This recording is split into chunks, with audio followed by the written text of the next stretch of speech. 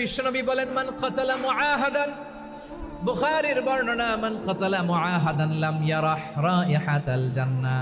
কেউ যদি, কোনো মুসলিম যদি অন্যায়ভাবে কোনো সংখ্যালঘুকে হত্যা করে, কোনো হিন্দুকে হত্যা করে, কোনো বৌদ্ধরে হত্যা করে, অন্যায়ভাবে কোনো মুসলিম যদি কোনো সংখ্যালঘুরে হত্যা করে, জান্নাতে যাওয়া তো দূরের কথা, ওই মুসলিম জান্নাতের ঘ্রাণও পাবে না।